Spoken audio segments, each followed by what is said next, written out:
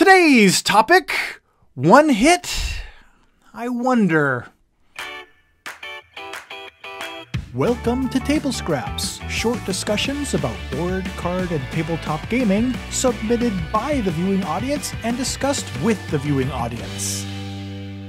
Hey there everyone, and welcome back to another episode of TABLEscraps, the show where I, your host, Chaz Marler, discuss a topic about tabletop, board, and card gaming with the live streaming YouTube audience. So, just like every episode, we're going to introduce a topic, discuss it briefly, and then chat about it with the live streaming audience that joins us today.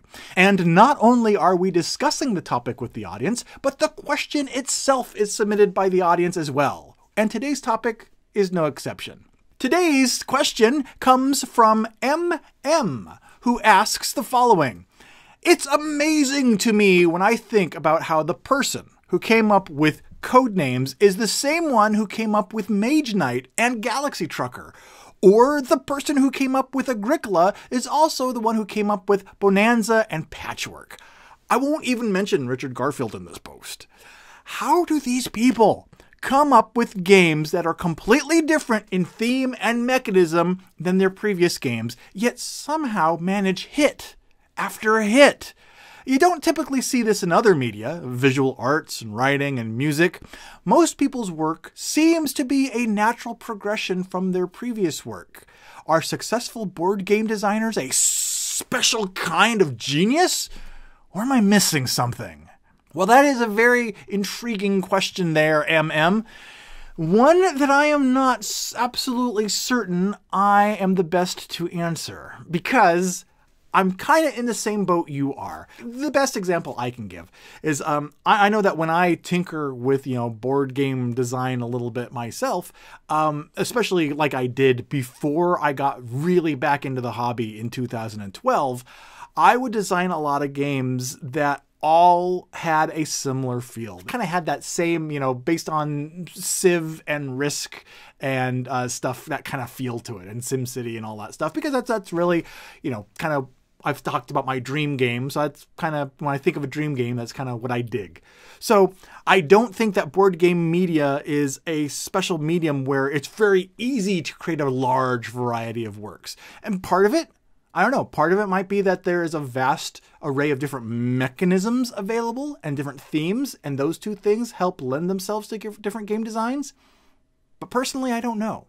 I'm hoping who does know is going to be the live chat. Do board gamers have every design they make be different? Does that require a special talent? Or is there just something inherent in how board games are based on different mechanisms and different themes that just creates the illusion that they are creating a different games? So let's turn now to the live chat and find out some of the ideas that other people have hopping and popping in their chat window. First comment by Toyota Wolf, who posts, I often find sometimes that I buy games more from publishers than designers. It's only after buying them that I may notice that it's the same designer.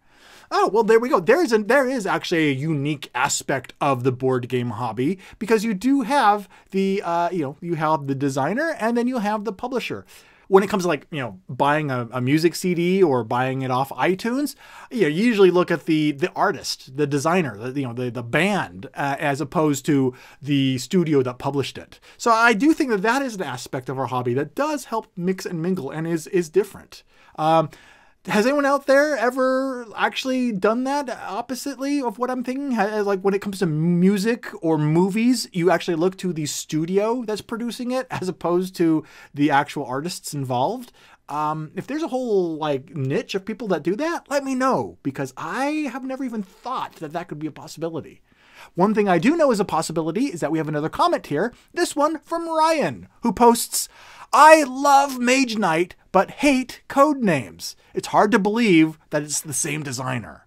That's a really good example there of the double-edged sword that can come from having a very wide, varying group of games in your repertoire.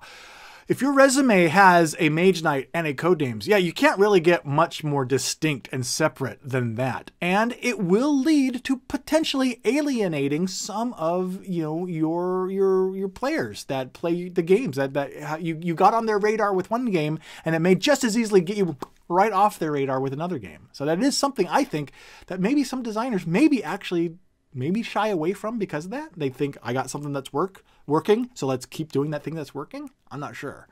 Gazencha joins us to post, games are basically the intersection of maths and psychology, crafting mathematical systems to create psychological experiences from the players. Those are pretty disparate fields to unify.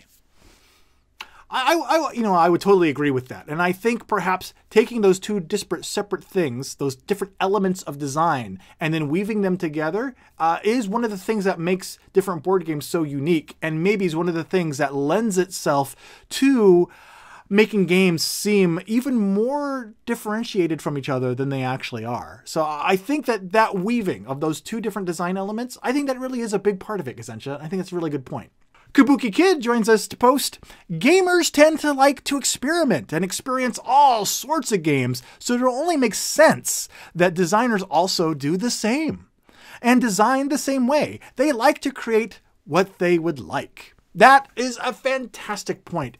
And I think that is, I'm looking at my game shelf and you can see with the variety there. I think there's a lot of merit to that. I think a lot of designers love to experiment and play with design concepts to not only come up with new ideas based on new themes or IPs, but also kind of to even think, can I gamify this other thing, this behavior, this thing that we do? Can I turn that into a game? And sometimes it becomes a personal challenge, and sometimes, with very, very interesting results. So I think you are right on track there, Kabuki, and I cannot help but agree with you. So we're going to move on to the next comment to see if I agree with them as well.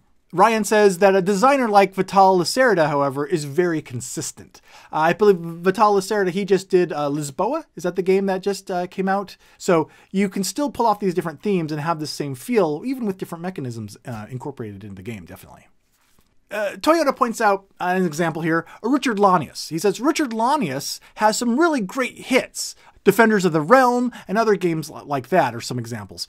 But some horrible flops that some people still think are great. Maybe game design is something that is so personal to people that the game designers need to have it be just as personal to them. I could pour a lot of work into one kind of game concept, but some people are going to find it fun and some are going to find it a drudgery-filled chore. So yeah, perhaps a game designer has to design stuff for them. And if some are going to be good, some are going to be flops. Perhaps some people that produce more hits consistently, like MM was talking about, perhaps those people have just tapped into something that a larger swath of gamers appreciate. Aaron joins us and posts, personally, I think the real genius comes from combining existing bits and pieces in novel ways. Cards, dice, standard mechanisms, etc. Innovation happens so rarely. That is really something that I agree with. I think that we can get not necessarily lazy, but we can get really comfortable. Well, so a new mechanism comes along, like when Dominion introduced deck building. That came along and it blew a lot of people's minds, and a lot of other games started incorporating deck building. And not only just became, there were clones of deck builders, but then there were new ones that took deck building to the next level and incorporated new ideas and added boards and other themes and the way the decks are built or culled or shared and everything. So I think that's right. It's almost a catch-22 where something that is innovative is still as innovative, but isn't seen as being as innovative anymore because it has now become a standard mechanism. And we have to continue introducing new mechanisms that will blow people's minds and eventually become standard. So I think that's can be a really tricky path to walk in game design there, Aaron. And I think it's actually a really good point that you brought up there, and something I think is perhaps even worth discussing in a whole dedicated episode as well. But for now, we're going to dedicate some discussion to Trevon, who has posted, perhaps, perhaps this is all a scam. Each game is designed by a different person, and the designers are just actors paid to pretend that they make the stuff. I, says Trevon, blame crab people. Trevon, as absolutely absurd as that comment may sound, and is, you definitely have given me something new to think about when it comes to the board game industry that I can absolutely guarantee I never thought of before. We're gonna get Halo, who says, in music, the studio pushes their artist to the forefront. In games, it's mostly the distributor and the board game company push themselves more to the forefront. Oh, that is a very interesting take on it. And I, you know what? I can see that. I can also see this as being a controversial statement, but still, yeah. Just an example, I can think of, at conventions, when a publisher has a booth, they will be, pushing, promoting their new games. And the artist that's involved, the designer that's involved, is seen more as a tool, a perk of that product they're selling, as opposed to being the focus. So, interesting. Like Trevon's theory about the crab people, that is an aspect of this I hadn't thought of before. So, wow, you guys are giving me a lot of new things to think about here, and only half of them frighten me. So, good. Last, we'll wrap up this episode where we started with one more comment from Toyota, who says, for me, a measure of a designer's genius is measured in how many expansions they can meaningfully add on their original product. Otherwise, I view them as one-hit wonders on a theme or topic. Oh, really? That is okay. Third thing that fascinates me here. I'm going to respectfully come at this from the other side of the coin here, Toyota, because I think there is just as much a possibility that a game can be a piece of design genius if it stands absolutely on its own, and in fact would be hindered, ruined by sequelitis of smashing on an expansion. So if a game is so, quote unquote, perfectly designed that an expansion cannot be meaningfully applied and added to it, I don't think that necessarily means that that game's design is diminished. And it doesn't necessarily mean that it was a one-hit wonder. I can see what you're saying there. And I can think of many games where the engine of the game and lends itself to the creation of multiple meaningful expansions. And that's a fantastic bit of design that they pulled off there. But I don't think it's necessarily a standard by which the game design should be gauged. I don't know. So what do you think? Do you think you're on Toyota's side of this argument, or my side of the argument, or a different third side of this argument? Let me know in the comments below, because that's where we're going to have to continue this conversation. And so if you're looking for the comments below, you'll find them below this YouTube video, and you'll also find comment areas on the Pair of Dice Paradise Twitter account, and not YouTube, because I just said YouTube, also the Facebook and Twitter accounts. The Pair of Dice Paradise Facebook page at facebook.com/pairofdiceparadise, and on Twitter, where we are at Dice Paradise. And I want to remind everyone that this episode probably was made possible by the contributions of all of the viewers who have been supporting the Pair of Dice Paradise Year 5 fundraiser, which is going on right now on the Pod Pledge fundraising platform. Thank you to everyone who's been supporting the show. It really does make a difference. It really does help, and it really is appreciated. So thank you so much. You know what else is appreciated? Is all of you joining us for the next episode of Table Scraps, which, along with the YouTube live streaming chat, I'll be serving up real soon. Thanks. Take care.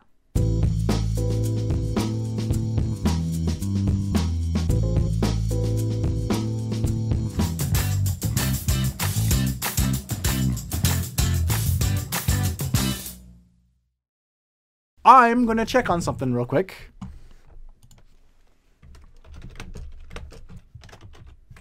Hi, everyone. I'm writing a message to the chat window. There we go. Hey, you can probably see me now and hear me, which is awesome because I just did 10 minutes of a show with nobody because I clicked the wrong button. Doohickey doodad thing. All right.